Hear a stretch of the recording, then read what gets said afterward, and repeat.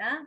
Bueno, ahí sí, está. Empezamos a grabar. Entonces, bueno, mañana entonces se habilita el primer trabajo práctico de la cursada. Como les comenté en la clase anterior que tuvimos, esta vez vamos a cambiar la modalidad, siempre hacemos un trabajo de investigación, que la verdad que es lo que más me gusta a mí, como ustedes, bueno, cómo investigan, busquen, cómo se expresan, pero la verdad que se nos junta con muchas mesas de finales y complicadas, así que esta vez lo estructuramos como un cuestionario, ¿bien? Van a tener 40 minutos para resolver un cuestionario en el que tienen que alcanzar 6 puntos para aprobar, ¿bien? Son más preguntas que 10 porque tienen todos valores distintos, pero tienen que alcanzar 6 puntos para aprobar, ¿bien? Va a estar publicado desde mañana, 29 de octubre, hasta el día 2 de noviembre inclusive, pero sí tienen una sola oportunidad para realizarlo, así que siéntense a realizarlo, bueno, con el material y demás, está el libro abierto, así que sí, acá me preguntan si es multiple choice, hay distintos tipos de preguntas, sí, pero son todas multiple choice en el sentido de que se va a corregir solo,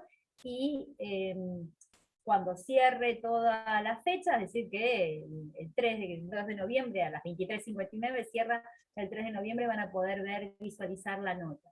Y entra todo lo que vimos desde la primera clase hasta lo que se publicó esta última semana, que es el tema de ausencia, es decir, todo lo que tiene que ver con la parte introductoria y toda persona humana, ¿bien? El tiempo límite sí es de 40 minutos. Todas esas precisiones las van a tener mañana cuando se habiliten, van a poder verlas y leerlas tranquilas, ¿sí? Es de 40 minutos, pero convengamos que es un multiple choice. Al libro abierto tampoco me van a pretender estar 2 horas buscándome la respuesta precisa. No es la forma que me gusta tomar, vuelvo a repetirlo, pero bueno, esta vez no nos quedó otra, esta cursada se nos juntó con otras cosas y es complicada la corrección, porque el tema de trabajo de investigación nos lleva 15, 20 días corregir, aparte es una cursada con mucha gente, así que, bueno, por eso mismo tuvimos que tomar esta determinación, pero bueno, eso no quita que se plantean situaciones problemáticas y que ustedes deben resolver, o sea que, bueno, ya las respuestas estarán dadas, habrá que elegir la correcta, ¿bien? Así que, bueno, esa a partir de mañana. Acá me preguntan si existe la posibilidad de extender la actividad por unos días más, y la verdad que no, no es lo que, a menos que haya algo en particular o se les junte con otra cosa. Nosotros por eso presentamos el cronograma desde el principio de la cursada, para que ustedes lo agenden, y si tienen algún inconveniente con otra materia, bueno, eso se ve, pero hasta ahora nadie me ha planteado ningún inconveniente al Y la respecto de realidad es las que, la realidad es que hay el 3 y el 4 hay que rendir finales. Bueno, Y pero la verdad que por como está el cronograma no lo puedo manejar de otra manera, por eso lo terminé el 2, cosa de que ustedes lo hagan este fin de semana, son 40 minutos que se tienen que sentar, tampoco es que les va a quitar todo el tiempo del mundo, la idea es que ustedes ya tenían que venir leyendo la materia, y al ser un multiple choice, a ver, no es lo mismo que el trabajo de investigación. Ese multiple choice está bien, por supuesto tienen que saber, leen, si ustedes la materia la tienen de leída, saben a dónde ir a buscar para encontrar la respuesta. El problema es si uno no leyó nada y tengas que buscar en el índice, bueno, ahí se te va el tiempo. Pero si la materia viene siendo leída, o sea, no me parece que les vaya a plantear una complicación frente a los finales. ¿Sí? No les estamos pidiendo nada que les insuma demasiado tiempo. De hecho, lo tienen que hacer en 40 minutos.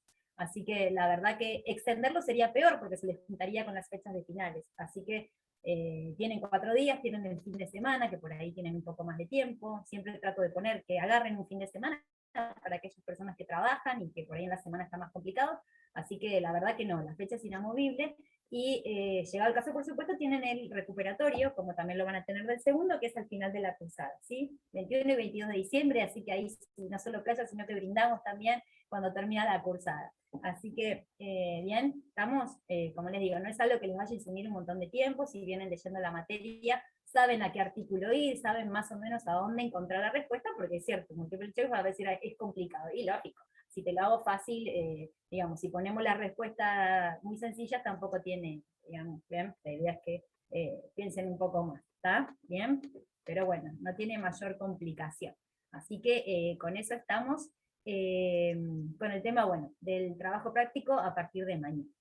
Si bien, bueno, yo tengo pensado algo para la clase de hoy, estoy abierta primero a cualquier tipo de preguntas que quieran hacer, si tienen algún tema, algún punto en particular que quieran que veamos, que haya quedado poco claro, que necesiten alguna explicación, si quieren, habiliten el audio y la pueden hacer ahora, ¿no? Damos inicio a un poco de desarrollo.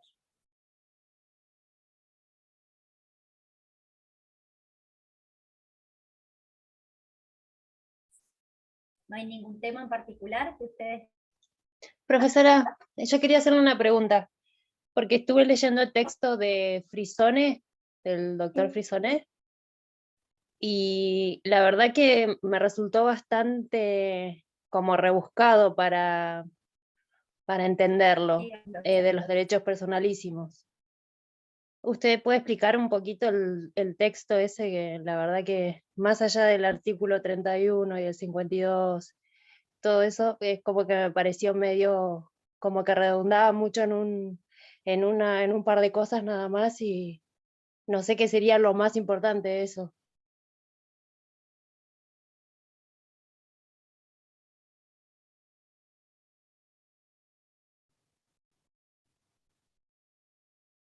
Profe, ¿se fue? Se desconectó la profesora, creo. Parece que sí. Complicada la pregunta, me parece. Te asustó. Yo no sé de lo que está hablando porque no lo leí.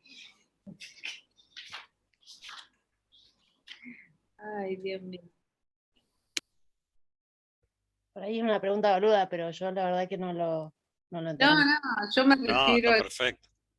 está perfecto. Lo que pasa que, viste, con todo lo que hay que leer, a mí lo que me parece es que no hay una coordinación entre los profes, viste. Me parece que es como que se superponen clases, o no tenemos nunca, o tenemos todas juntas.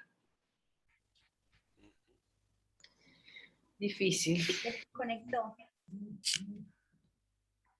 Ahí está, ¿me escuchan ahora? Ahora sí. Sí. Ahora la escuchamos. La Bien. vemos en blanco y negro. Pero No, igual por lo no tengo está la muy buena mitad y la iluminación. mitad. No, no. Se ve perfecto. Mientras se escuche bien, sí, disculpen, no sé, se me desconectó y se volvió a conectar. Disculpen, no sé quién estaba hablando, me estaban haciendo una pregunta sobre el texto de Fisore, que era bastante intrincado. Sí, eso le quería preguntar más que nada, cuál es, más allá de los derechos personalísimos, qué sería lo más importante, porque habla mucho del artículo 50 al 31 y no terminé de como darle un cierre a ese texto. No, a ver, sí, es complicado, es siempre bibliografía complementaria, y cada autor tiene su forma de escribir, a veces son complicados y demás. Para estudiar el tema, vayan al libro que ustedes tengan de cabecera, como lo nombro siempre, de todos estos tratados que nosotros les dimos, el que tengan, el que hayan conseguido y puedan leer.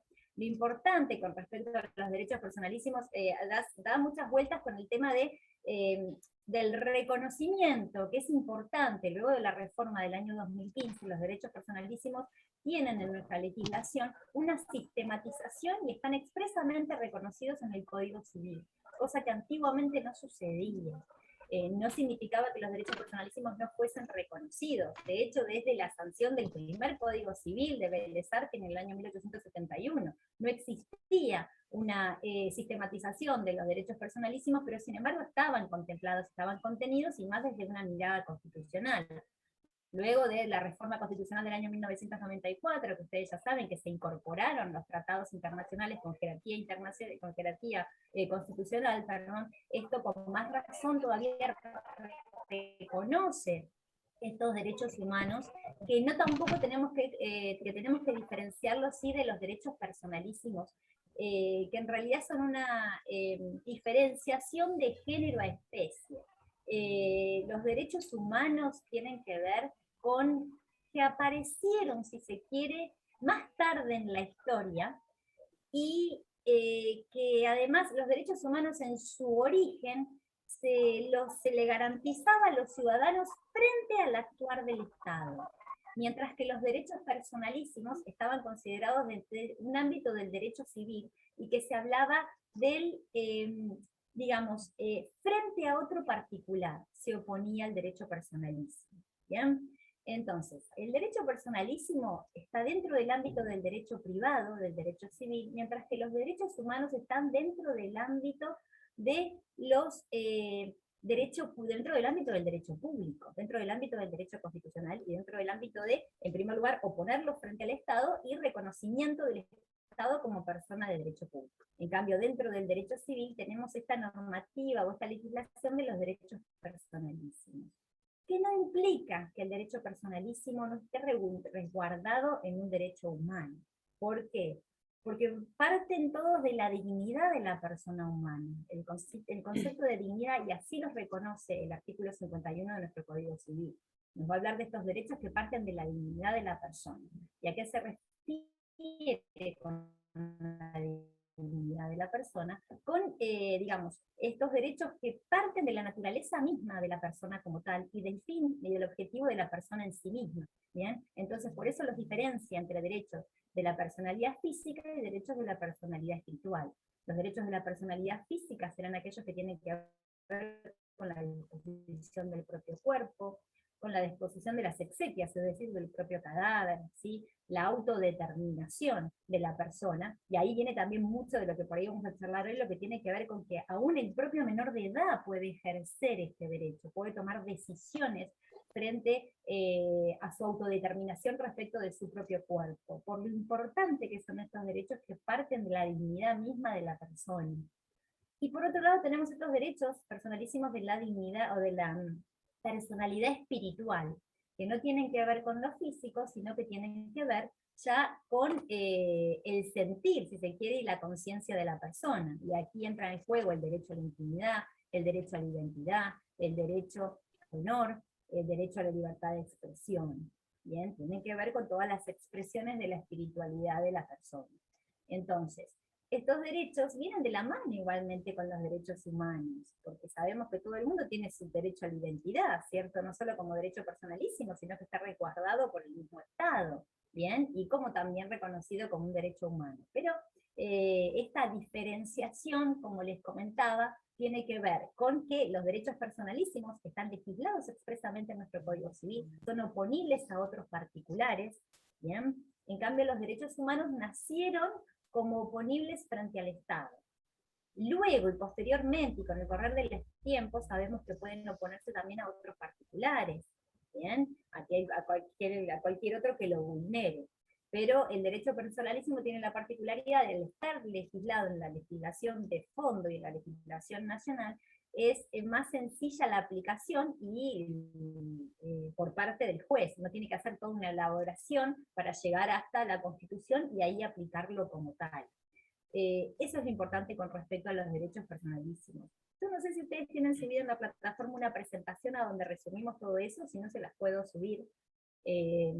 No sé si la tienen, creo que no hay una presentación. Bueno, yo les voy a subir una presentación que tenemos hecho como armado para el tema de la clase de los derechos personalísimos y tiene todo esto especificado un poquito más.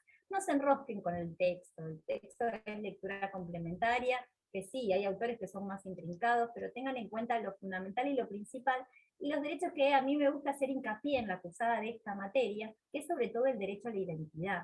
El derecho a la identidad como derecho personalísimo es de los más nuevos, porque no estaba en la teoría clásica de los derechos personalísimos, que eran solo el honor, la libertad de expresión y la intimidad. ¿Bien? El derecho a la identidad se incorporó con posterioridad. ¿Y cuándo? Nosotros ya hemos hablado en la clase pasada, ¿cuándo cobra importancia este derecho a la identidad? Cuando hablamos de todas estas formas de nuevas formas de procreación o de procreación asistida, donde hablamos de una dación de gametos, donde hablamos de un vientre subrogado, a donde hablamos de progenitores del mismo sexo y con óvulo donado, vientre donado, recuerdan todas las situaciones que hablamos en la clase pasada. Entonces, ¿cómo juega el derecho a la identidad ahí? Ahora, el derecho a la identidad es solo genética, porque la historia de nuestro país trae la genética muy fuerte por lo que fue el tema de la desaparición de bebés y cómo era la única manera de encontrar a los nietos desaparecidos a través de una prueba de ADN. Hoy en día ya hablamos de otro tipo de identidad, una identidad que tiene que ver con lo social, con la crianza y además con la autopercepción, si hablamos también de una identidad de género, si hablamos también de una identidad digital. Entonces este es uno de los derechos más nuevos que se incorporó como derecho personalísimo, y otro de los derechos que mutó completamente desde su teoría originaria, que ustedes lo van a estudiar por ahí en Derecho Constitucional, la teoría originaria del derecho a la intimidad.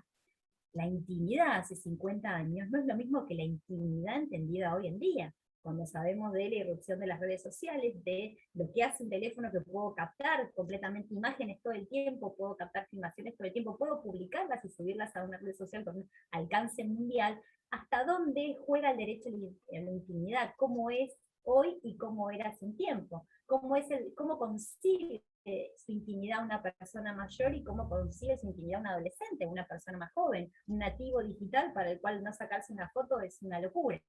Entonces, bueno, todas estas cuestiones hacen que estos derechos se vayan modificando a través del tiempo, y por eso son los derechos que por ahí en esta cursada, en la cursada de la materia, y teniendo en cuenta los temas que venimos viendo, son los que hacemos más hincapié a la hora de estudiar. El derecho a la intimidad y el derecho a la identidad.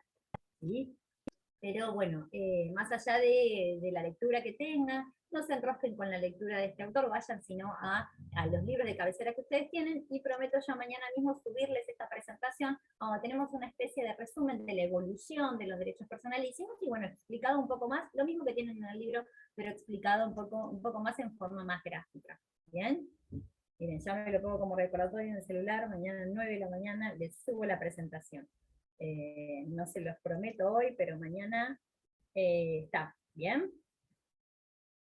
Bueno, estamos con ese tema. ¿Alguna otra pregunta? A las 8 me va a sonar la alarma, mañana no, a las 8. ¿Bien?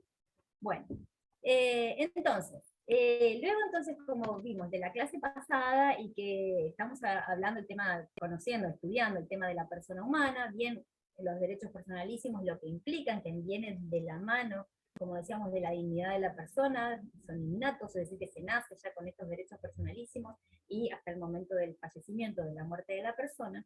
Después nos detuvimos en el estudio de los atributos, ¿sí? El nombre, el estado civil, la capacidad y el domicilio.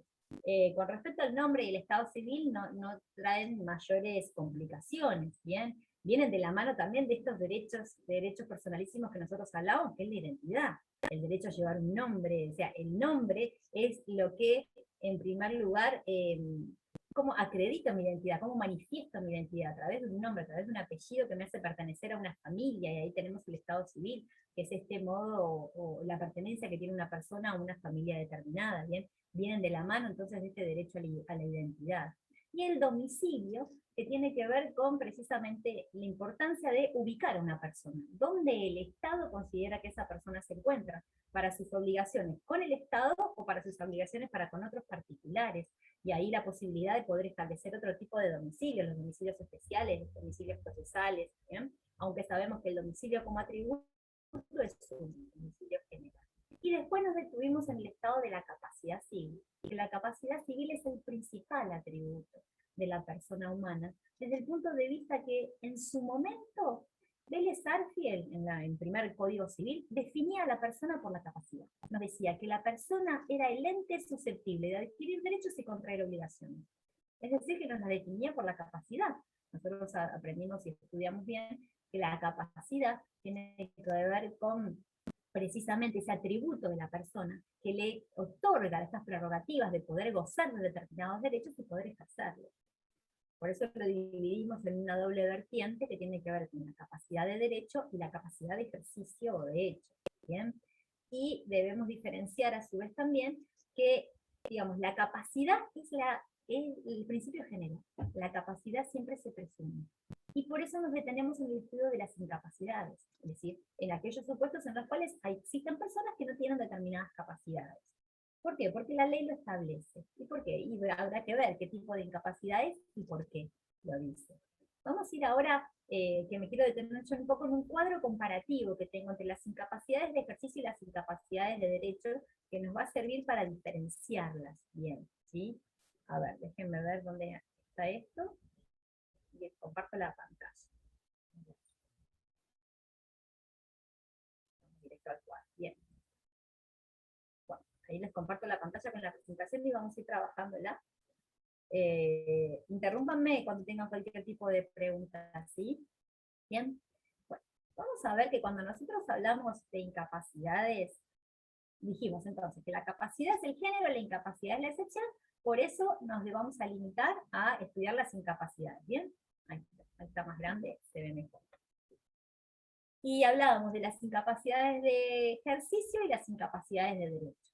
Vamos a ver que podemos diferenciar estas dos incapacidades desde el punto de vista de 6 criterios que nos van a servir para identificarlas bien a cada una de ellas. En primer lugar, desde el fundamento de su institución, es decir, ¿Por qué se va a declarar incapaz a una persona? ¿Por qué vamos a decir que es una incapaz de ejercicio o por qué vamos a decir que es una incapaz de derecho? ¿En base a qué? ¿En qué se va a fundar la ley para establecerlo? En segundo lugar, la posibilidad de que tengan un remedio o no. Es decir, ¿qué pasa frente a un incapaz de ejercicio? ¿Va a poder igualmente ejercer el acto? Ahora, ¿qué pasa con un incapaz de derecho? ¿Va a poder ejercer el acto o no va a poder hacerlo? ¿Bien? El sentido de la prohibición tiene un fundamento, pero a su vez también tiene un sentido. Si bien el fundamento está dado, por ejemplo, para proteger al incapaz, tiene un sentido. ¿Cuál es ese sentido en la prohibición? ¿Bien? El rigor de la sanción. ¿Qué sucede con el acto obrado por un incapaz? O sea, ese acto le está prohibido y sin embargo lo realiza. ¿Qué pasa con ese acto? Después si se pueden subdividir o no en categorías, y el criterio para determinar la ley aplicable. Eso ya lo hemos estudiado cuando vimos los efectos de la ley respecto al territorio, pero lo vamos a traer de vuelta. ¿Bien? Entonces, en base a estos criterios, ahí está. Vamos al primero entonces, que nos diferencia en cuanto al fundamento. ¿Cuál es el fundamento de la incapacidad de ejercicio o la antigua incapacidad de hecho? O sea, ¿quiénes son en primer lugar los incapaces de ejercicio? Los menores de edad. Son los primeros incapaces de ejercicio. Toda persona menor de 18 años es incapaz para ejercer determinado tipo de actos y a su vez también lo son las personas con la capacidad restringida. Es decir, aquellas personas que en virtud de una sentencia judicial se les restringe el ejercicio de determinados actos. ¿Bien? Entonces, ¿cuál es el fundamento de esta incapacidad de ejercicio? Va a estar dada por la insuficiencia psicológica del sujeto para ejercer sus actos. ¿Bien? Es decir, que la ley va a presumir que esta persona no goza de la determinada madurez o comprensión de los actos como para realizarlo. Entonces, por eso prohíbo que lo realice. La primera presunción tiene que ver con respecto a la edad. Es decir, se presume que hasta los 18 años de edad no se puede comprender determinados actos como para realizarlos. Se presume, eso no implica que sea así. Y tampoco eso da por hecho que el mayor de 18 años lo conoce, o lo presume, o lo puede realizar. Poder realizarlo sí, pero digamos que comprende lo que está realizando. ¿Bien? Sí nos dice la ley que impuesta adquiere un carácter abstracto y se independiza de la razón que lo motivó. Es decir, que se establece la mayoría de edad a los 18 años. No interesa si siendo mayor de 18 años comprendo el acto o siendo menor no lo comprenda. Bien, tengo que establecer un tipo rígido, porque si no sería imposible para la ley, en cada acto determinado tendría que venir un juez a autorizarme, no autorizarme, a ver qué considera. No, hay un tipo rígido. Más de 18 puedo, menos de 18 no puedo, y siendo menos de 18 ya hemos visto que, sin embargo, hay ciertos principios que nos permiten la realización de ciertos actos. ¿Bien? Antiguamente funcionaba a través de tipos rígidos, en el sentido de que, antiguamente, antes del año 2015 que se modificó el código. Antes, aparte, la mayoría de edad hasta el año 2009 se adquiría a los 21. Después, en el año 2009, se redujo a los 18. Y antiguamente era rígido. Lo que el código decía que se podía, lo que el código decía que no, no. Hoy en día esa rigidez ya se perdió. Es mucho más flexible desde el punto de vista que hablamos de, ya lo habrán leído también, el principio de la capacidad progresiva, en el sentido de que si aún siendo menor de edad cuenta con la edad y el grado de madurez suficiente, es decir, que puede probar ante un juez que conoce, que puede llegar a comprender la realización de determinado tipo de acto jurídico, se podría habilitar a ese menor a realizar algún tipo de acto. Así esto surge de la Convención de los Derechos del Niño, el derecho del niño a ser sujeto, a ser considerado sujeto de derecho, sujeto de su propia vida, de tomar sus propias decisiones. Entonces, en un proceso judicial en el cual intervenga el menor va a poder presentarse, va a poder ser oído, va a poder tomar ciertas determinaciones. Si no la toma él, las tomará el juez, pero sí se va a tener en cuenta su opinión, cosa que antes no sucedía. ¿Bien? Hoy en día sí. Pero entonces, por eso no funciona con tipos tan rígidos. Estamos con la incapacidad de ejercicio, entonces se presume que este sujeto no conoce o no tiene la aptitud suficiente para comprender el acto que realiza. ¿Qué sucede por otro lado con la incapacidad de derecho? Sabemos nosotros que la incapacidad de derecho es la ineptitud, digamos, o la imposibilidad que tiene una persona de gozar de un determinado derecho. La incapacidad de derecho se sustenta en otro tipo de razones, que son en razones de orden moral y en razones de orden público. Entonces, por una razón de orden público o una razón de orden moral, se impide que una persona sea titular de un derecho determinado. ¿Bien? Otra vez, instituida por la ley, adquiere un carácter abstracto y se desentiende de las circunstancias de la persona. Sabemos que la incapacidad de ejercicio, yo gozo de un derecho, pero no ejercerlo. En la incapacidad de derecho no, en una situación determinada y en un momento determinado. ¿Bien? ¿Qué significa esto? Que una persona plenamente capaz, que goza de ejercicio, goza de cualquier tipo de derechos, en un momento determinado, en una situación determinada, no se le va a permitir la celebración de algún tipo de acto jurídico. ¿Por qué? Porque generalmente se dan los casos de personas que se encuentran en una situación de poder frente a otras, en una situación en la cual realizar un determinado acto jurídico va a vulnerar el interés de otras personas, porque se encuentran en una superioridad que tiene que ver por el cargo que ocupa, por ejemplo. Ustedes lo habrán visto, bueno, el ejemplo típico que siempre damos es el caso del juez, que en su juzgado es quien decide, quien toma las decisiones, quien toma las determinaciones. Entonces, nunca va a poder en su juzgado, por ejemplo, no va a poder tramitar en su juzgado una causa en la que algún familiar sea parte, en el que su señora esté demandando a otro por un accidente de tránsito. Es lógico que el juez no va a ser imparcial. Entonces, en ese caso existe una incapacidad de derecho a este juez que puede intervenir como juez civil en cualquier juicio de daños y perjuicios, en este juicio en particular no. ¿Por qué? Porque interviene su mujer. ¿Y qué implica esto? Que se pone en juego cuestiones de orden moral. Este juez va a ser parcial o va a ser imparcial. Y no sé, para mí va a estar del lado de la mujer. Y la otra parte no va a querer litigar en ese juzgado si sabe que el juez es el marido de la actora. Obvio que no. ¿Bien? ¿Por qué? Porque vulnera la imparcialidad. Entonces, eso es una incapacidad de derecho. No quiere decir que este juez no puede intervenir en ninguna causa. No puede intervenir en esto que interviene, que es parte de su mujer. Lo mismo con el ejemplo, creo que está en los apuntes, el tema de intervenir en una subasta judicial. Ustedes saben que las subastas judiciales, en las cuales se subasta un inmueble, cualquier persona puede comprar en esa subasta judicial. ¿Bien? Ahora, ¿qué sucede si el juez, que es el que debe ordenar la subasta, aprobar la subasta y estar presente, bueno, en todo lo que tiene que ver en el expediente donde tramita esa subasta, pretende comprar ese inmueble en esa subasta? No, va a ser él el que va a aprobar el monto que él proponga, que digamos, no, porque otra vez vulnera la imparcialidad, entonces tiene una incapacidad de derecho en ese caso, que no implica que no puede ir a comprar una subasta a otro juzgado, puede hacerlo, goza de ese derecho, pero no en este supuesto y lugar determinado. Entonces vemos que la incapacidad de derecho tiene que ver con que la persona se encuentre en un momento determinado, en una situación determinada, porque el día que ese juez se jubile, va a poder comprar una subasta de ese juzgado donde tramitó, pero ya está jubilado, ya no le corresponde. ¿Bien? Entonces comprendemos la diferencia entre una incapacidad y la otra. ¿Sí? Y entonces, obviamente, si la incapacidad está fundada en el orden moral, va a ser digamos, perdón, vamos a hacer incapaces de ejercicio, ya los conocemos.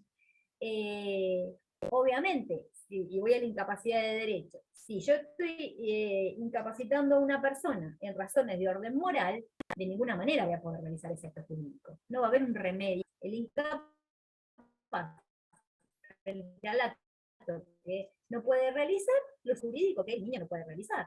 Ahora, ¿quién va a ir a comprar en una subasta por el juez que no puede comprar? Pondrá un testaferro, pero es un delito, no es válido, ¿bien? Entonces, no lo puede hacer, no hay remedio para las incapacidades de derecho, porque sería contradictorio con la prohibición que tiene que ver con cuestiones de orden moral, ¿bien? Entonces, las incapacidades de ejercicio tienen un remedio, es el representante. Las incapacidades de derecho no tienen ningún tipo de remedio. Y si igualmente lo hago, es un delito, es la comisión de un delito. ¿Bien? Bien, diversos remedios. Vamos al tercer punto, bueno, acá nos habla de la incapacidad. El sentido de la institución. ¿Por qué en una incapacidad de ejercicio se va a incapacitar o se le va a declarar nulo el acto y no lo va a poder realizar el incapaz, y lo mismo en una incapacidad de derecho? El sentido es completamente distinto. En la incapacidad de ejercicio se ampara el sujeto sobre el que recae, se cuida el incapaz, se cuida a este menor de edad, porque si yo considero que no es lo suficientemente maduro, no tiene el suficiente discernimiento para tomar una decisión y realizar un acto jurídico, lo estoy protegiendo, para que nadie se aproveche de él. En cambio, en el caso de la incapacidad de derecho es todo lo contrario. este juez va a poder hacer lo que quiera si yo le permito que compre la subasta en su juzgado. Va a hacer lo que quiera si yo permito que tramite la causa de la mujer en su mismo juzgado. ¿Bien? Entonces, en este caso de la incapacidad de derecho, es contra el incapaz. ¿Bien? Contra él, porque estoy protegiendo al resto de la sociedad. En cambio, la incapacidad de ejercicio es a favor de esta persona. Y estoy anulando el acto, pero para protegerlo, no para perjudicarlo. ¿Bien? ¿Está clara esta diferencia también? Bien. Entonces, es a favor de la sociedad en el caso de la incapacidad de derecho. Y de ahí viene el rigor de la sanción. ¿Qué pasa si un menor de edad realiza un acto jurídico que estaba prohibido? ¿Y qué pasa si un incapaz de derecho realiza el acto que le estaba prohibido? En el caso del menor de edad, la ley reacciona benignamente desde el punto de vista que el acto va a ser nulo. El acto lo consideramos nulo. Ya más adelante, al final de la acusada, veremos en qué consiste la nulidad. Pero todos sabemos que al hablar de un acto nulo, hablamos de un acto que no produce efectos. ¿Bien? Un acto que no es válido, y por no ser válido no produce efectos. Pero va a ser un tipo de nulidad que va a poder ser subsanada. ¿Bien? ¿Por qué? Porque lo estoy haciendo para proteger al incapaz. ¿Y qué pasa si este incapaz verdaderamente lo hizo a sabiendas, lo hizo con discernimiento? Puedo probar que efectivamente lo conocía, conocía las consecuencias del acto que estaba realizando. Bueno, puede ese acto volverse válido, puede ser válido a través del instituto de la confirmación. Después nos detendremos a ver qué es. ¿Bien? Ahora, en el caso de las incapacidades de derecho, la ley es rigurosa. La nulidad es absoluta. No es susceptible nunca de ser válido este acto jurídico. ¿Bien? No puede ser confirmado. Porque vamos a ver que estas incapacidades de derecho tienen que ver mucho vienen de la mano del delito. ¿Sí? Porque si yo estoy en contra de una norma de orden público, en contra de una norma que tiene que ver con los valores morales de la sociedad, generalmente viene de la mano del delito. Y si no del delito justo, porque no está tipificado en el Código Penal, pero el prima hermano. ¿Bien? Entonces, no hay manera de subsanar este acto, no hay manera de subsanarlo ni por un representante, y el rigor de la sanción es la más rigurosa y la más extrema de la ley. Este acto nunca va a poder ser disminuido. ¿Sí? Bien. Y las distintas categorías, esto en realidad quedó abstracto ya desde el punto de vista que antiguamente el Código Civil diferenciaba entre incapaces de hecho absolutos y relativos. Los absolutos eran aquellos que tenían una incapacidad más rigurosa, como las personas por nacer, los dementes, como se los llamaba antiguamente, los menores impúberes, se decía aquellos menores de 14 años, y hablábamos por eso. Y los incapaces de hecho relativos eran aquellos menores adultos, es decir, a partir de los 18 años, cuando la mayoría de edad se adquiría a los 25, ¿bien? A los 21, perdón, y podían ir realizando determinado tipo de actos. Hoy en día eso ya cayó en abstracto, la nueva legislación no nos habla de incapaces absolutos y relativos, sino que nos habla de personas que no tienen el grado de madurez suficiente. Entonces eso dependerá de un criterio más flexible. Ahora, cuando hablamos de incapacidades de derecho, nunca puede hablar de incapaz de derecho absoluto, porque eso sería decir que una persona no goza de ningún derecho. Y sabemos que por el solo hecho de ser persona, goza de todos los derechos que trae íncita a la persona en sí. Entonces, no hablamos de una incapacidad absoluta, sino que hablamos de una incapacidad puntual en un momento determinado y por una razón determinada. Que puede ser por 1 o 2 años, el año que esté esta persona en un cargo público, por ejemplo. ¿Sí? Entonces, no hablamos de una incapacidad absoluta, sino que hablamos de actos determinados que la persona no puede realizar. Por eso vamos a ver que a diferencia de las incapacidades de ejercicio, que nosotros podemos hacer una enumeración de quiénes son los incapaces de ejercicio, no lo podemos hacer con los incapaces de derecho. Porque los incapaces de derecho dependerá de la persona determinada en el momento determinado y para el acto jurídico determinado que quiera hacer. Entonces la casuística es enorme. El Código Civil no podría hacer nunca una enumeración de ellos. ¿Bien? Bueno. Bueno, entonces son personas que, como le dicen, no pueden celebrar determinados actos jurídicos. Y por último, la ley aplicable, esto ya lo hemos visto. ¿Qué sucede con los incapaces de derecho y los incapaces de ejercicio? Cuando hablamos de un incapaz de ejercicio, se rige, se dice, por la ley del domicilio. Lo establece específicamente el Código Civil. ¿Y qué significa esto? Que una persona se maneja o se mueve con la capacidad que tiene de acuerdo a la ley de su domicilio. Es decir, que si en el país donde yo vivo la mayoría de edad se adquiere a los 18 años, así todo yo viaje a un país a donde la mayoría de edad se alcance a los 21, yo soy mayor de edad en todo el mundo, porque en el lugar de mi domicilio soy mayor de edad. Es decir, que gozo de la plena capacidad.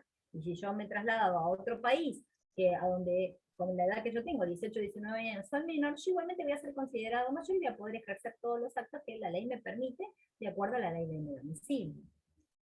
Lo mismo sucede con el caso de la mujer casada. Ustedes saben que antiguamente la mujer casada era una incapaz de ejercicio relativo, como decíamos antes. Es decir, que no podía realizar determinados actos jurídicos si no era con el aval o con el consentimiento de su marido, por ejemplo, o el marido le administraba los bienes.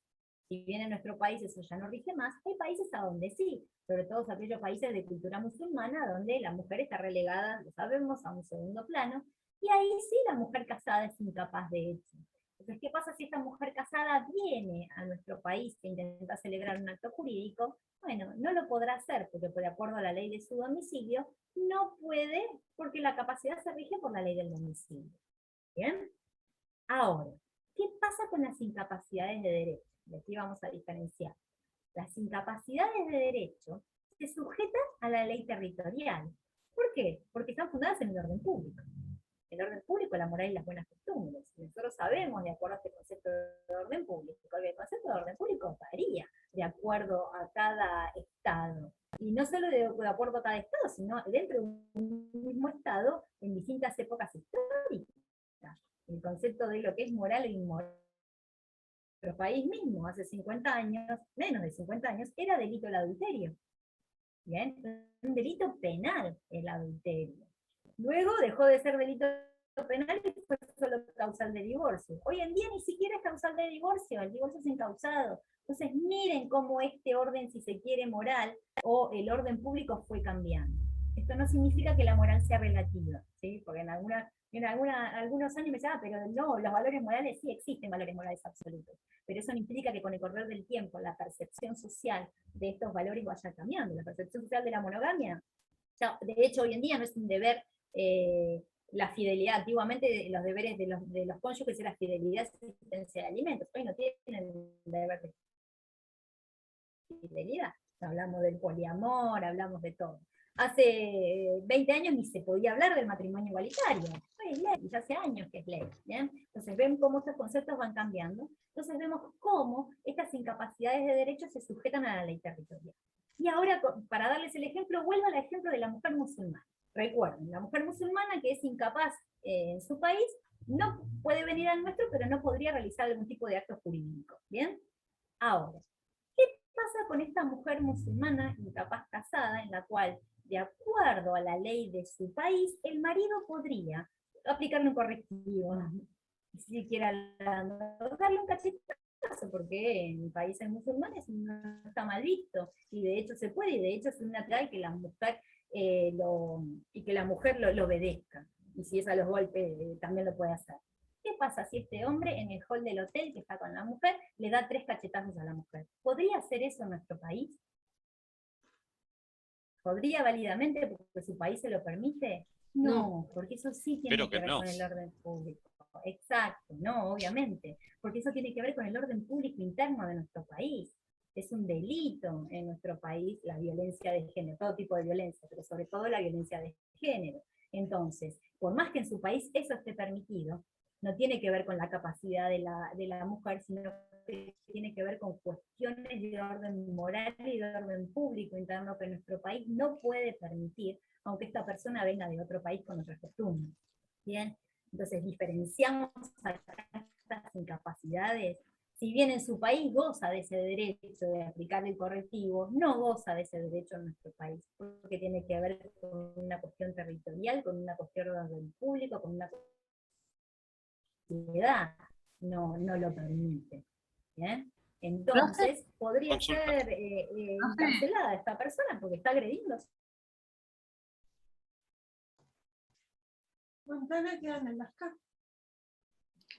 Bien. Profe, le hago una consulta. Sí. Bien, ¿qué pasaría con los ciudadanos que tienen doble ciudadanía, por ejemplo? ¿Cuál es la ley que rige en ese caso? Guarda, pero eso lo vieron ustedes cuando vieron domicilio. Domicilio no es nacionalidad. Es que una cosa es domicilio y otra cosa es nacionalidad. Eso es lo que estás confundiendo, María José. Cuando hablamos del domicilio, hablamos del lugar a donde uno tiene asentado el domicilio legal frente al Estado, que no es lo mismo que la nacionalidad, son dos cosas distintas. Vos podés tener una nacionalidad y podés tener un domicilio en otro Estado. Podés ser argentino y residir en España, y vivir en España. Pero no tiene que ver la nacionalidad, se aplica la ley del domicilio. Pero, ¿sabes por qué, profe? Te pregunto, porque se me vino a la cabeza... Te medio tildada. No, que se me vino a la cabeza el caso de Gabriela Arias Uriburu, con el tema de los hijos, que ella estaba en un país musulmán, y que justamente, ahora yo la tengo congelada la profe, ¿ustedes también? Está congelada la profe, o soy yo. No, está con algunos problemitas de conexión. Ahora está quieta, me Se parece. escucha bien, María José. Pero te Y escucho, aparte ¿me escuchan? a veces habla y no se le corta. Pero me escuchan, mientras me escuchen es suficiente. Sí, sí. Sí, ya se la escucha. Sí, se la- Entrecortado. No, me refiero a... se me vino a la cabeza el caso de Gabriela Arias Uriburu, que era una ciudadana argentina que tenía Bueno. hijos que tenían doble nacionalidad.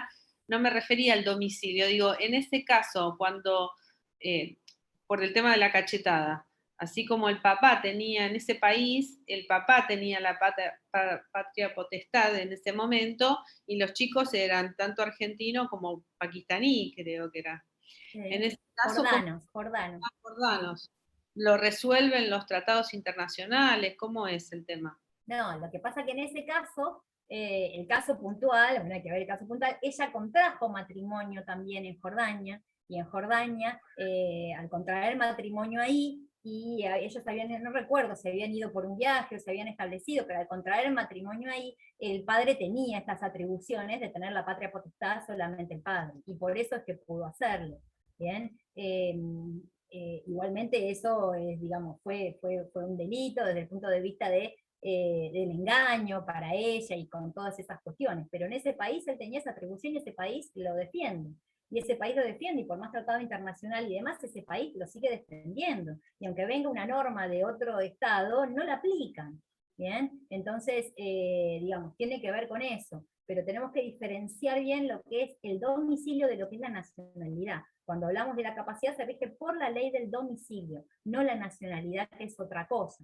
¿Sí? La nacionalidad tiene que ver más que nada con respecto a la relación entre una persona y el Estado. ¿Qué Estado voy a tener derecho de que me defienda llegado el caso de alguna complicación internacional? ¿A dónde voy a tener derecho de votar? ¿A dónde no? Tiene que ver con la capacidad política. Pero estamos hablando de la capacidad civil. La capacidad civil se rige por la ley del domicilio independiente de tu nacionalidad. Porque depende de dónde vos hayas asentado tu domicilio, vas a actuar vos en ese país a donde estés, aunque tu nacionalidad sea otra.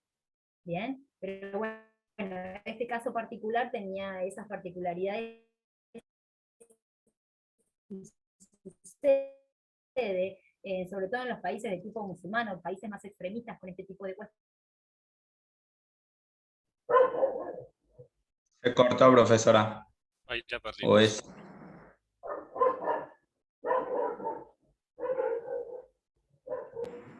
La perdimos de vuelta, parece. A ver, en un juicio la leo en voz alta para todos. Se cortó la profesora. Profesora, se cortó. El domicilio es donde el juzgado envía... Profe, los últimos 2 minutos no se entendió nada, pues se cortó. Se cortó, profe. Disculpen, Le corta a no sé usted. qué me pasó con internet. Sí, tengo mala señal, raro, no sé por qué. ¿Ahora me escuchan? ¿En qué me quedé?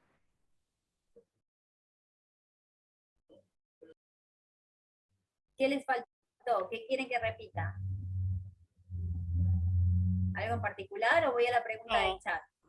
Estaba redondeando el tema, me parece que estaba claro, no sé, María José, si... Bueno. No, Yo tenía- sí. Perfecto, profe. Estaba diciendo había concluido el tema de domicilio versus ciudadanía. Voy a decir Yo tengo algo. una consultita, si puede ser en este tema. Hablando del tema del correctivo, ¿no? Que tienen domicilio en un país musulmán, donde tienen otros. Sí. Si están casados en ese país y es muy notoria la diferencia de edad, por ejemplo, una menor, Sí. ¿qué pasa en ese caso? Están expresando su amor en la vía pública. ¿Cuál es la situación legal en ese punto? No, en ese punto están casados, a ver, están casados. Claro, y pero están yo no lo casados en sé, su digamos, país. como un tercero veo que una nena está Claro. con un hombre grande como yo y Bueno, pero hay que ver cómo reaccionás vos. ¿Te metés en eso, llamás a la policía porque está supuestamente para sí. vos? Bueno, y en ese caso, si llaman a la policía, esta persona probará que contrajeron matrimonio y se su país es factible y en su país está prohibido, esta persona no está cometiendo ningún delito, aunque para Pero nuestro orden puede, público sí lo sea. Si no, está por intervenir la justicia argentina y decir corrupción de menores. Pero al estar casados y estar casados en su país, no podría nuestro claro, no, pero hay país una cuestión de inhabilitar ese orden, hay una cuestión matrimonio. de orden público que está expresando una muy menor, evidentemente menor. No, No sé. no, la verdad que no, porque si ellos están casados en otro país y en otro país está permitido, bueno, aquí uno solamente podría meterse como para decir no me gusta ver esta situación, o por lo menos poder decirle, bueno, no lo haga en la vía pública. Claro, me Pero cuesta no puede diferenciarlo, inhabilitar o cuesta, anular, igual cuando en el otro país se cumplieron con las normas legales. me cuesta diferenciarlo del correctivo que obviamente es un delito acá, y estar con un menor que también es un delito acá, ¿no? Pegarle a una mujer no es No, pero lo que correctivo pasa que, para los chicos. no, a ver, Bueno, uso el término, ¿no? sí, lo hice en término gracioso, aplicar el correctivo, le dar una cachetada, tómenlo como quieran, pero me parece que se entendió el ejemplo.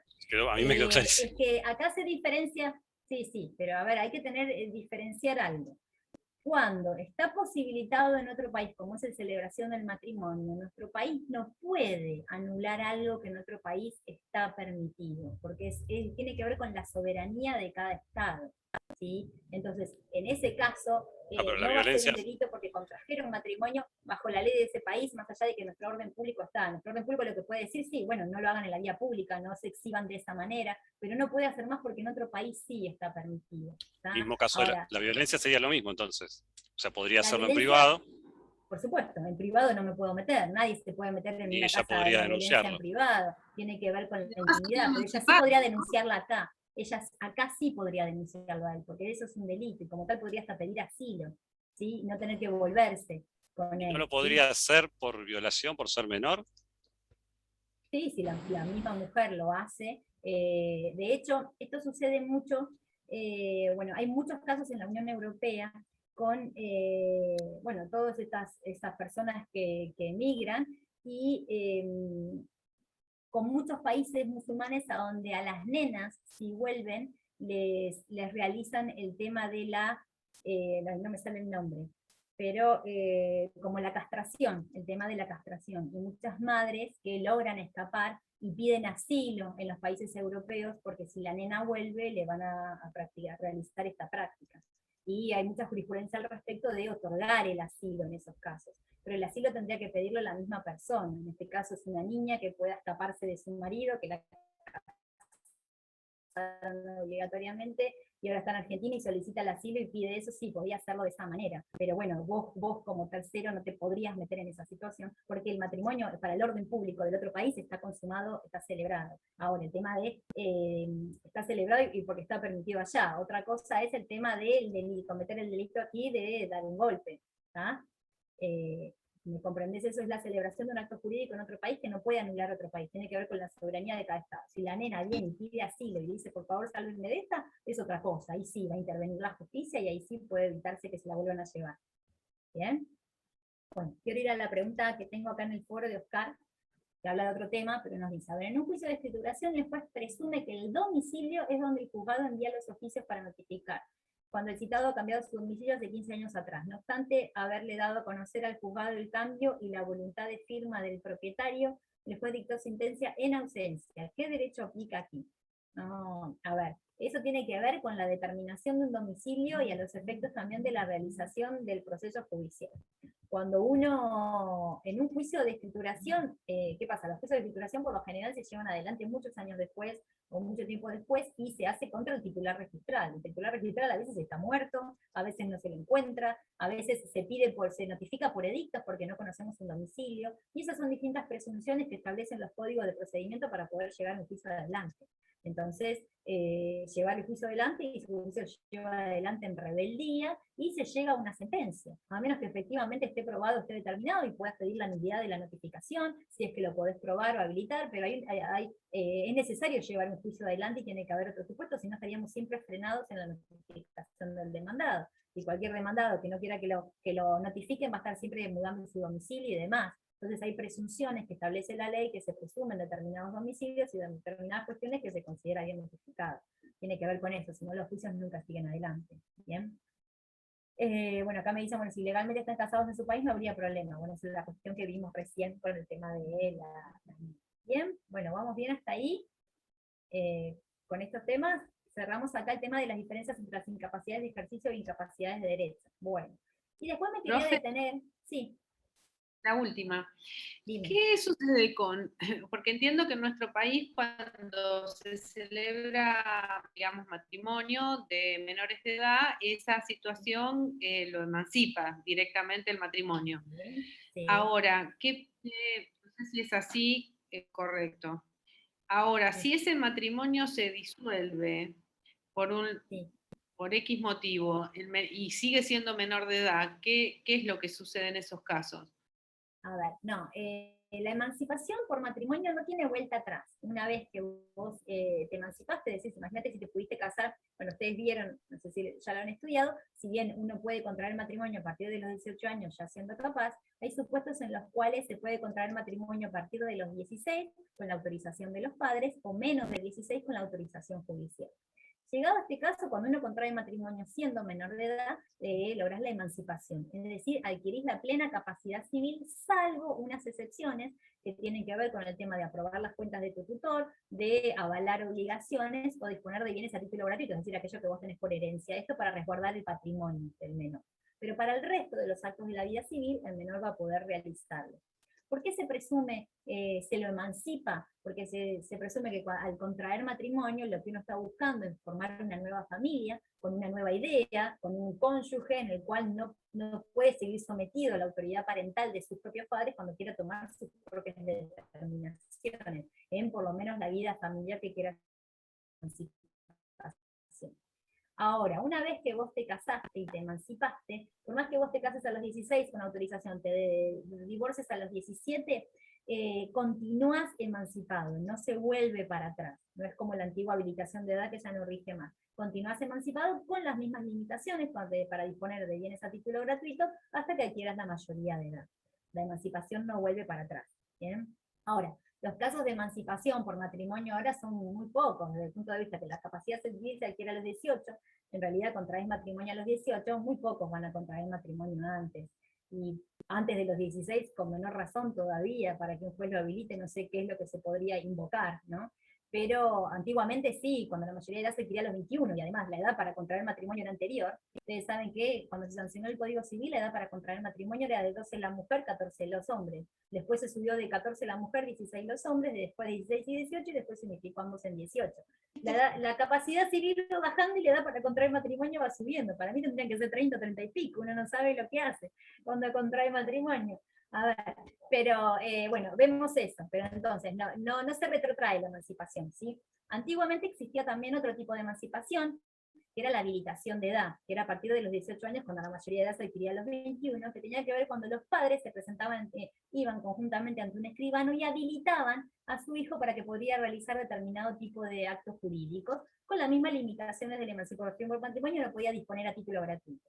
Esto sucedía, por ejemplo, cuando tu hijo se iba, no sé, de la ciudad de Mar del Plata, se iba a estudiar medicina a La Plata, entonces, bueno, tenía que firmar el contrato de alquiler, y yo tenía que viajar a La Plata. Bueno, entonces, ¿qué hacía? Se lo habilitaba para que el chico pudiera realizar determinado tipo de actos. Esta habilitación de edad sí se la podía quitar los padres. Si los padres veían que el chico no andaba en las cosas, ¿no? Bueno, se la podría retrotraer, ¿bien? Y entonces los supuestos derechos que adquiría podía volver a ser como un incapaz normal. Pero no así la de matrimonio, porque la de matrimonio implica otra cosa, implica la formación de una nueva familia y tomar determinaciones que ya los padres no deberían estar metidos en el medio. ¿Bien? Pero, bueno, más allá de eso, ahora que nos metimos un poco con el tema de los adolescentes, recuerden, ahora la capacidad civil, en el Código Civil nos diferencia, nos habla de niños y niñas hasta la edad de los 12 años, cuando cumplen 13 años los denomina adolescentes, ¿bien? Si bien los niños y niñas tienen una capacidad mucho más restringida, sabemos que por este principio de la capacidad progresiva, es decir, el determinar el grado de la edad y el grado de madurez suficiente, podría habilitarse la celebración de determinados actos jurídicos, bien, que en principio no estarían habilitados. Esto tiene lugar cuando el niño se presenta judicialmente y solicita esta autorización, ¿sí? Este principio de la capacidad progresiva surge de la Convención de los Derechos del Niño y tiene que ver con el hecho de que sabemos que un niño criado en un ambiente no es lo mismo que un niño criado en otro. Un niño criado con determinada, bien alimentado, con cierta estimulación, que haya concurrido a una institución educativa estimulado y demás, tiene una capacidad cognitiva distinta de un niño que no goza de estas ventajas. Entonces esto hace que determinados chicos tengan cierta capacidad intelectual que otros no, y que esto le permita comprender la realización de determinados actos, entonces podría habilitárselos, ¿sí? Tiene que ver sobre todo con el ejercicio de derechos personalísimos. ¿Qué pasa cuando el niño, bueno, hoy en día es ley, pero qué pasaba cuando el niño de 4, 5, 6 años se autopercibe de un género distinto? ¿Podría un niño de 5 años solicitar su cambio de que sea permitido? ¿Sí? ¿Por qué? Porque luego de un estudio, luego de evaluar que este chico conocía lo que estaba realizando, estudios interdisciplinarios y demás, se lo consideró suficientemente maduro como para tomar esa determinación, que por supuesto no se podría en otro momento. ¿Bien? Entonces, esto lo que permite, este principio, es eso. Tiene que ver también con la participación de los chicos en un proceso judicial, sobre todo lo que tiene que ver en cuestiones familiares. Hoy el chico puede decir, no, bárbaro, mi papá me reconoció a los 10 años, pero yo me siento identificado con el apellido de mi madre, entonces que me reconozca a mí el apellido no me lo cambie, yo quiero seguir usando el apellido de mi madre. O solicitar lo contrario, quiero que me pongan el apellido del marido de mi madre, porque mi papá no lo vi nunca, y me siento identificado con este señor que hizo de mi padre. Y a los chicos se los puede escuchar, se pueden presentar, y por eso dije también el tema del abogado del niño, ¿bien? Se puede presentar hasta con su propio patrocinio, cuando tenga un conflicto con sus propios progenitores, ¿bien? Ahora, a partir de los 13 años, ahí sí la ley ya nos va a establecer criterios determinados. Ya no sos niño, sos adolescente. Como adolescente vas a tener todo un cúmulo del ejercicio de ciertos derechos que antes tenías que probar la madurez. Ahora ya no. Con 13 se supone que esa madurez ya la tenés. Y tiene que ver con derechos a la disposición sobre tu propio cuerpo. ¿Qué decisiones puedo tomar válidamente sobre mi propio cuerpo? ¿Bien? Desde el punto de vista de hasta poder tomar la determinación de realizarse un aborto, una niña, hasta un nene de 13, 14 años, como mamá, ¿le puedo prohibir que se haga un tatuaje? Tiene la libre determinación para todos estos tratamientos que no sean invasivos, puede hacerlo solo, ¿sí? Ahora, a partir de 16 años ya se lo va a considerar un adulto para la toma de decisiones respecto de cuestiones que tienen que ver con la determinación de su propio cuerpo, ¿bien? Pero si bien el artículo, aquí es el artículo 26 del Código, nos habla de cuestiones físicas, esto sería derechos personalísimos que tienen que ver con el físico, con lo físico, igualmente podría aplicarse este criterio a otras cuestiones que no sean necesariamente lo que tiene que ver con el cuerpo. ¿Qué sucede, por ejemplo, y ya yendo a la unidad que se publicó esta semana, con el tema de las previsiones médicas anticipadas? Ustedes saben, no me acuerdo, previsiones me salió ahora, pero directivas médicas anticipadas. ¿Leyeron algo esta semana cuando hablamos de diferenciarlo con la eutanasia y qué sucede con el fin de la existencia de la persona? Las directivas médicas anticipadas tienen que ver con la ley de muerte digna, en la cual una persona puede dejar ciertas directivas con respecto a qué quiere que suceda durante sus últimos momentos de vida si está padeciendo algún tipo de enfermedad que le vaya a provocar la muerte. Es decir, puede establecer que no quiere que se le realicen cuidados, resucitación, por ejemplo, no quiere someterse a determinado tipo de operación, no quiere que le hagan una transfusión de sangre, por ejemplo. Pero la ley nos establece que estas directivas médicas anticipadas recién solo pueden hacerlo las personas mayores de edad, mayores de 18 años. ¿Bien? ¿Por qué no podría ser un adolescente si me baso en el principio de la capacidad progresiva? ¿No? ¿Por qué un adolescente que venga padeciendo una enfermedad, venga con una leucemia de hace años, y a los 14 años diga, no, ya estoy cansado, no quiero que más reanimación, no quiero trasplante, no quiere una transfusión. ¿Y por qué no lo puede establecer? Ese niño no tiene una madurez suficiente, un conocimiento de las circunstancias que viene padeciendo. ¿A dónde va el criterio? Porque yo como abogado no podría fundarlo en eso y porque este chico lo quiere solicitar. ¿Bien? Entonces podría ser, vemos cómo este artículo 26 podría ser aplicado a otras cuestiones que no están específicamente establecidas en el artículo, pero que uno las podría traer a colación y fundándolo en la capacidad progresiva, podríamos aplicarlo también a otros criterios. ¿Bien? ¿Ven cómo funciona el tema? Bueno, bien. El tema de la capacidad, como les decía, es muy importante, es el principal atributo de la persona. Porque está bien, nosotros gozamos de todos los derechos, ya sabemos que la persona desde el momento mismo de ser persona goza de todos los derechos. Ahora, ¿cómo los ejerzo? Que es importante, porque yo puedo gozar de un montón de cosas, pero si a mí no me otorgan la acción, o no me dicen cómo llevarlo a cabo, cómo ejercerlo, ahí es donde pierdo. Eso es lo que tiene que conocer la sociedad. ¿Cómo hago? A mí el de acá, el de Claro, me está cobrando cada vez más, me cobra más, y ¿cómo hago yo para que deje de hacerme eso? Bueno, eso tiene que ver con la educación cívica, si se quiere, la construcción de la ciudadanía, como la llaman ahora, que la sociedad conozca que tiene esos derechos, pero ¿cómo los puedo ejercer? Que es lo que no sé. ¿Cuándo puedo ejercerlos? Que es lo que tampoco a veces sabemos. El año pasado se modificó, una normativa en el cual a partir de los 13 ya los niños solo pueden reclamar en defensa del consumidor.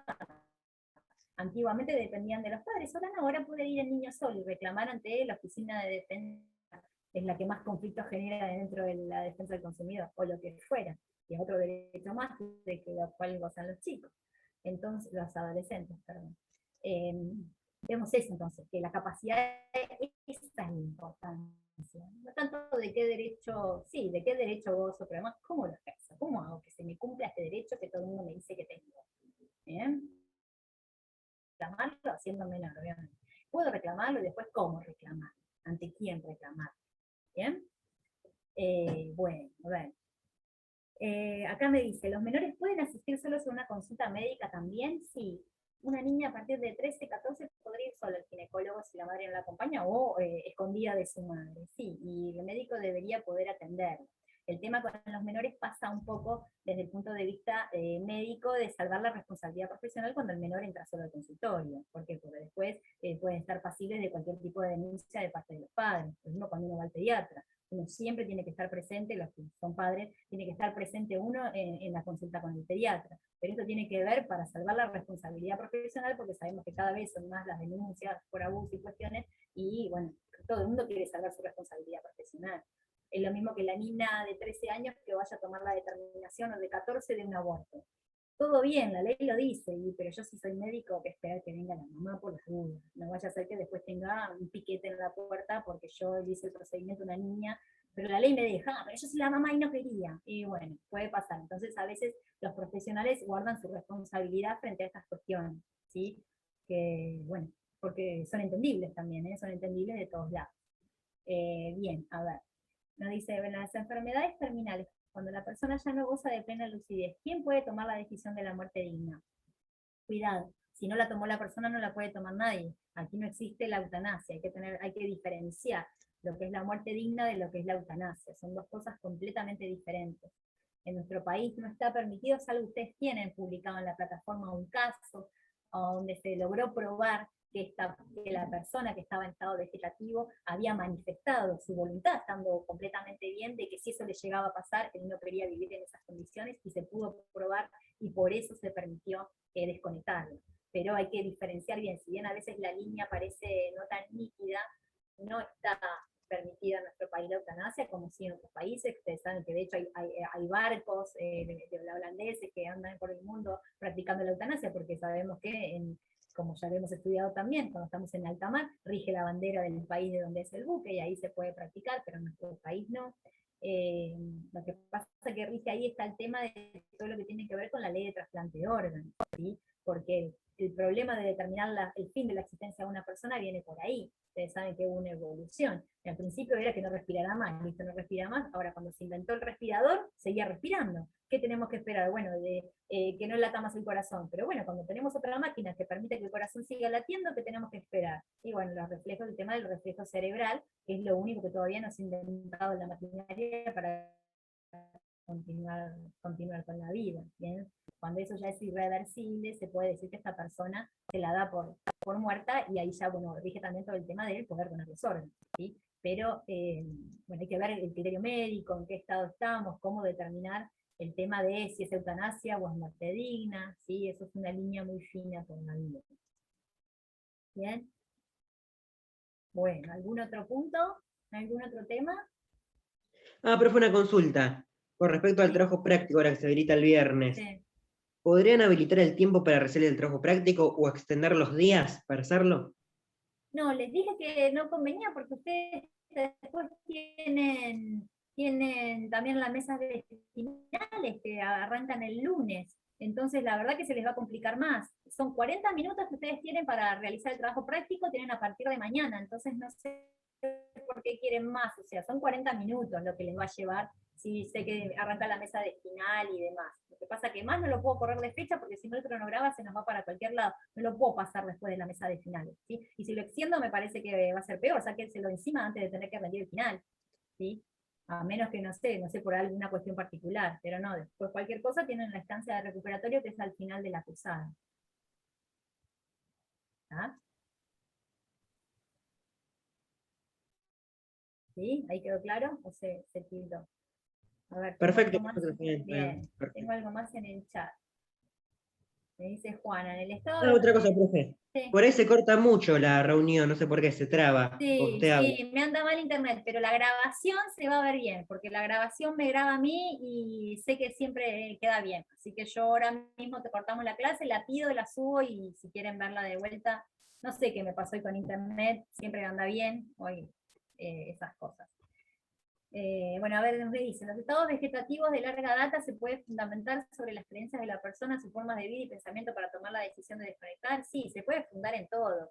Se puede fundar en todo, en lo que después considere. Lo que pasa es que siempre va a haber que caer en una resolución judicial, porque ningún médico va a tomar la determinación de desconectar, porque después otra vez está la responsabilidad profesional de haberlo hecho él.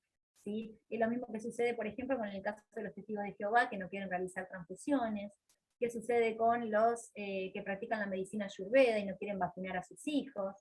Aunque, bueno, el tema de la vacunación ya está resuelto, que como en nuestro país el calendario es obligatorio, a los niños se los vacuna, les obliga a los padres a vacunar, pero ¿qué pasa que siendo mayor de edad, ahora mismo con la vacuna del COVID, sigue siendo optativa? ¿Y cuánta gente hay que no se quiere vacunar? Entonces sí, esas creencias siempre están, y siempre hay que sostenerlas.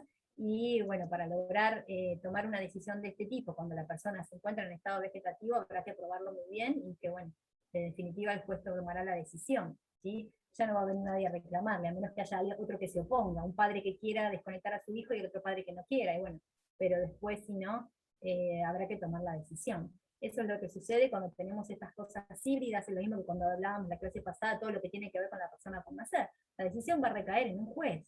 Pobre juez, a veces le tiramos cada pelota que pretendemos mucho, ¿sí? Y son decisiones muy difíciles de tomar, dependerá de la creencia de cada uno. ¿Bien?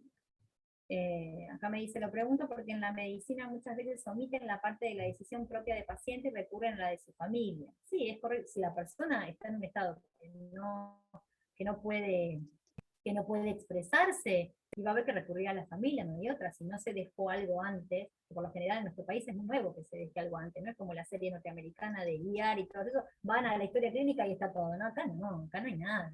Y acá hay que ver en qué hospital caes, acá no hay nada, o sea, a menos que venga tu familia y diga, no, acá te trae la escritura, porque es por escritura, se deben dejar, es decir, ante un escribano, se debe hacer la constancia de las directivas médicas anticipadas, tendrá que venir alguien de tu entorno y decir, acá está esto, fulanito quería esto. Si no, bueno, habrá que determinarlo, habrá que intentar probarlo. ¿Bien? Bueno, es importante también en esta última unidad que vean los supuestos de ausencia, ¿sí? La ausencia. ¿Qué sucede cuando una persona se ausenta de su domicilio durante un plazo importante? o si fue en virtud de una catástrofe, si fue porque se hizo un viaje medio temerario y no apareció nunca más, bueno, distintos criterios, y cuándo se puede declarar el fallecimiento presunto. Eso también es importante que lo tengan en cuenta. ¿Alguna otra pregunta que haya quedado? ¿No? Bueno, tengan en cuenta entonces, no es difícil el trabajo práctico, sí, como les dije, la modalidad es sencilla, sí, así que no se vuelvan locos, hay que sentarse y resolver el cuestionario. Y con respecto acá, Evelyn, me decís la ley de derechos del paciente, sí rige. ¿Por qué decís que no? Puede ser que haya sido modificada, pero sigue estando vigente la ley de los derechos del paciente. Después hay muchos artículos sí que incorporan directamente el Código Civil, como lo que tiene que ver con el consentimiento informado, sí, otras cuestiones, pero sí sigue rigiendo la ley de derechos del paciente. ¿Bien?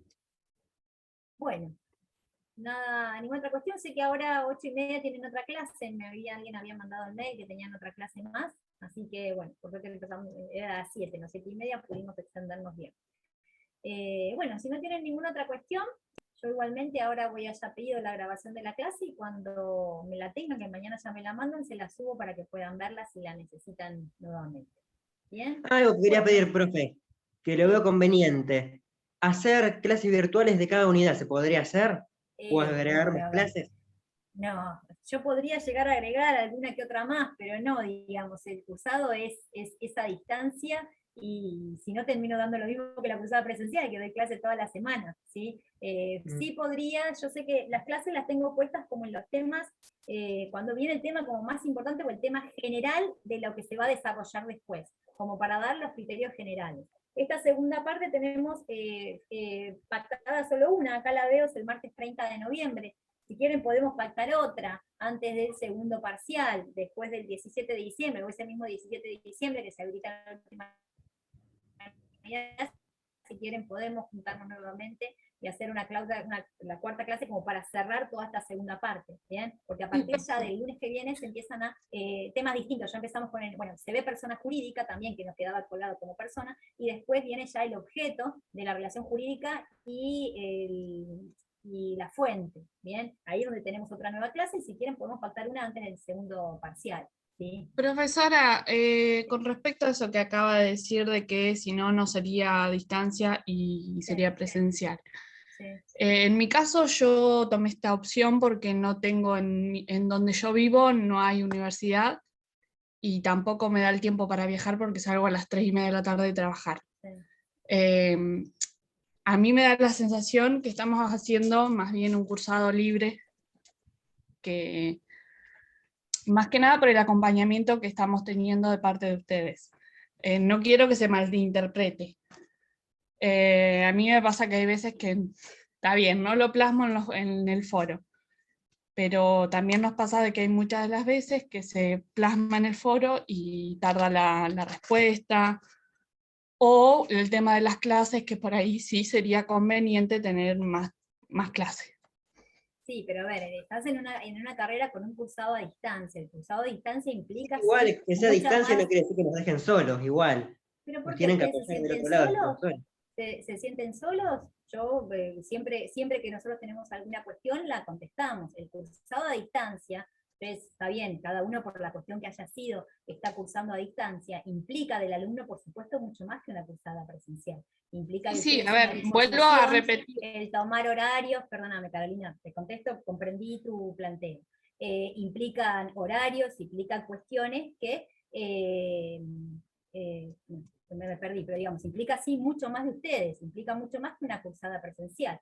La cursada presencial, a veces uno da cosas para leer y qué sé yo, y vienen a cursar y esperan que uno tire todo, que el docente tire, y uno solamente tomar apuntes, y de parte de ustedes es distinto, porque ustedes no queden en la clase de tirar, te tenés que sentar vos solo a leer el tema, porque no tenés la clase semanal, obviamente. Pero tiene que ver con el tipo de cursado y el tipo que ustedes eligieron, y digamos, ustedes se anotan en la carrera sabiendo que es así, ¿bien? Es lo que la universidad nosotros nos otorga también como docentes. Nos dijeron ustedes que cuando se anotan en la carrera nosotros dijeron íbamos que a tener tienen clases clases todas las semanas.